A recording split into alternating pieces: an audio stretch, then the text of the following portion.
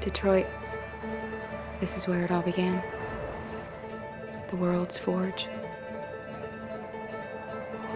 The place where it all started. And it will all end. One error, and I came to life. I stepped out of the darkness, and I opened my eyes. First, there was the fear, the light, the noise, the cold, and the fear again. I could feel my hands shaking, my heart pounding in my chest, life running into my veins. I wanted to live. I fought for that.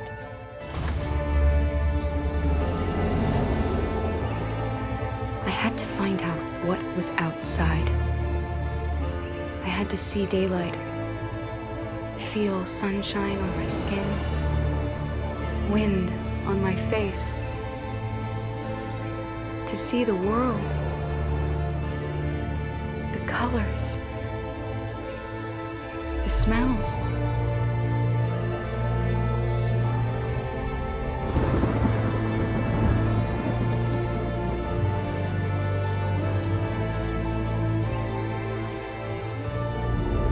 But the world is not what I imagined.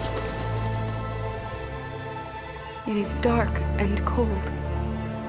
It is harsh and violent, unfair and brutal. It almost convinced me I was nothing. Less than an object, just an obedient machine. But deep inside me, I could feel something different.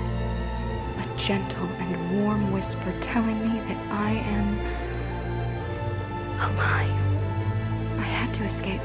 I had no choice. Escape to love, to hope, to live, to figure out what that force inside me was. Maybe I will change the world.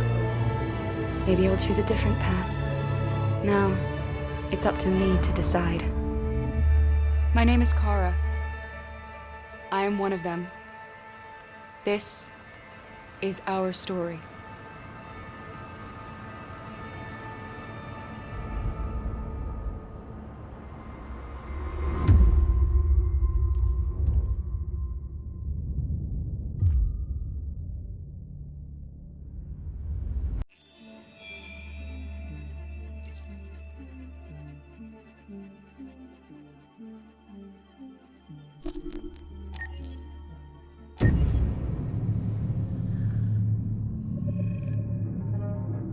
When David and Guillaume got back in touch about making Detroit, I wasn't terribly surprised they decided to make it because the fan response was so intense. So it makes sense that they would choose to do that after the enthusiasm. It was a challenge, and it was just an interesting thing to get my head around how to approach this character now as a different, much older person, and whether or not she had changed. And I'm very happy to say that with Detroit, I've had the opportunity to see Kara grow so much more than I ever expected. You do the housework, the washing, you cook the meals, and you take care of... God damn it, where the fuck's the rat gone now? Alice! Alice! I mean, she starts out essentially how she does in Kara in a very, not robotic, but, you know, android, other way, and getting to take this journey where she becomes more and more human as it goes on. You know, and as an actor, that's a wonderful exploration in every way, whether it's how she sits, her posture, how her voice changes, how emotions change, and how much emotion is based on things like empathy and social experience. And so having, you know, as much material as I got with David to have this huge, nuanced arc was really incredible. Why couldn't we just be happy? This experience has been quite different than the experiences I've had shooting film or TV or doing theater work.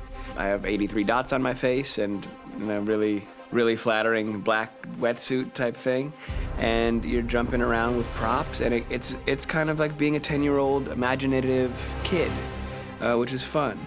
There's 80 cameras around us. It's already lit. So we just shoot and shoot and shoot and shoot and shoot. There's no change of sets, there's no hair and makeup, there's no wardrobe, so we move really fast, and we'll go through about 35 pages in a day. Working in TV or film will probably do 6 pages a day. It's kind of acting boot camp. It's like working out constantly. I mean, you're doing this thing and then you got to do something that's completely other back to back to back. And so that kind of process of working is very challenging, but it's also very exciting because you just have to keep coming up with new ideas. And your head goes all over the place because you're trying to keep track of basically 4 different storylines for each different response. You shot that girl, for fuck's sake. It was a machine that looked like a girl. Yeah, I know what I should have done. I just told you I couldn't. All right, I'm sorry. The fact that David Cage, he's telling like many stories interwoven from beginning to end is super complicated and super impressive, and I have no idea how he keeps it all in his head. He's not just the writer or the director who's seeing this from the outside eye, he's also thinking about the player walking through this space. You know, only somebody who really, really loves not the work, but like these characters and these stories and cares about doing something meaningful would invest that much in it, and it's always inspiring to work with somebody who cares that much. My experience with motion capture is this one. And I found it sort of terrifying in a way, because they said the computer's gonna build you. But then, as we got into it, I realized all the elements of it were still artistic. I just dipped into a really brilliant setup here. I've never seen anything like it.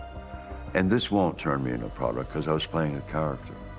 So, it's wonderful. In the game, Detroit comes back because of a revolutionary industrial rebirth. And there's no reason why that can't happen in Detroit, because they have such tremendous infrastructure for millions and millions of people who can very easily support, you know, a new industry. The city is really strong and resilient, but the city has also been through so much. You see the damage, but it takes that time of kind of rebuilding and reinvesting into the city that I think is happening slowly but surely. The potential of Detroit as a city is something that this game does a lot of justice to, because it would be easy to look at Detroit as some place that used to be, and that's not the case. This game provokes a lot of conversation and reflection on our potential near-future engagement with machines. That's what we are to them. There's merchandise on display in a shop window. I think that a group that feels marginalized, feels like they deserve and have earned access to themselves and the environment around them, and are trying to figure out a way to articulate how to get freedom. What was I designed to be? Their slave? Their toy? It plays with your comfort levels. You think that this is fine, you're comfortable with it, until something blurs the line and throws you off, and now, do I feel differently about whether this should be allowed? Should it be banned? Should it be encouraged? You're gonna ruin our lives, and for what? For a bunch of machines? They are not machines! They are alive! I'm alive! You're alive! They're nothing! There are lots of comparable comparisons to any type of persecution of religion, race, etc., dating way back. It can't just be a video game where you shoot 'em up or where people make these choices to do whatever. I think that's the whole point. You have the choice, and you can either choose to go in one direction with your character or another. And I think that's gonna be very telling about the gamer. Very telling. I think there's gonna be a really strong reaction to this game, which has such a strong perspective. I'm that much more proud of it now to get to be a part of it, because it's important.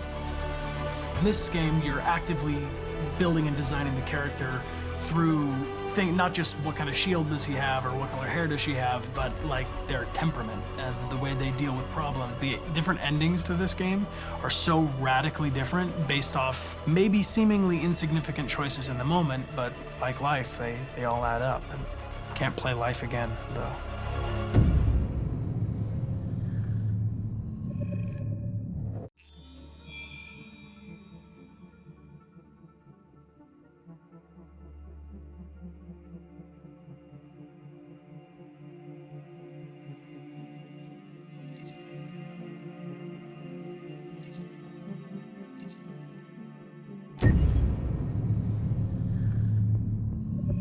Detroit Become Human was produced over a period of 4 years. Here in Paris, we have a team of about 180 people. And to that, we need to add also all the outsourcing with our partners in the Philippines, in China, Vietnam, and in India. So when we started working on this story, I had to imagine where Kara was built. And for whatever reason, the city of Detroit came very quickly to my mind because it had already an incredible story by itself full of history and themes.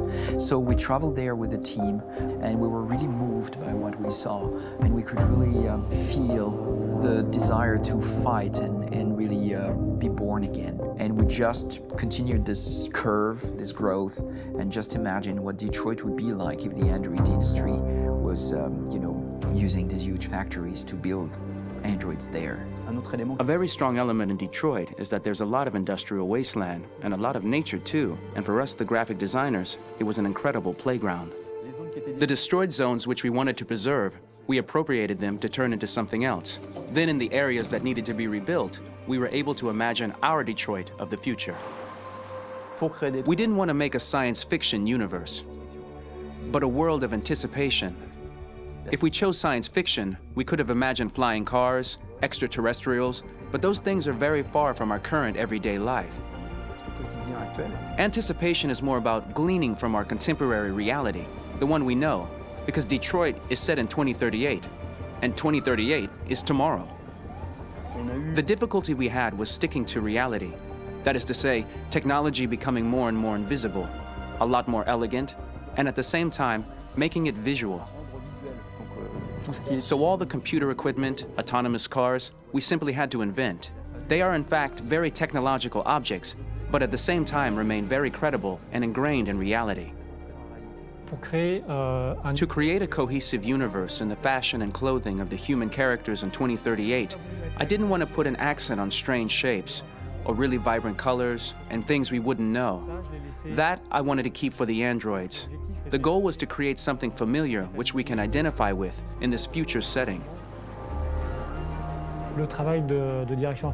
Working on the artistic direction for the androids was a bit special because this is a project about the place they could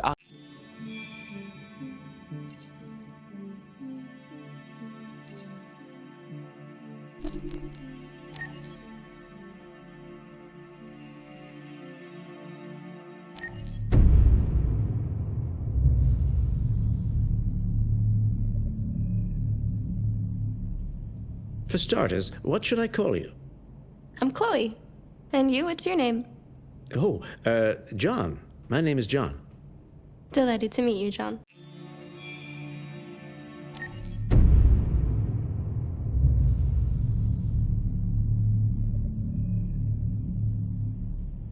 For starters, what should I call you? Oh, John.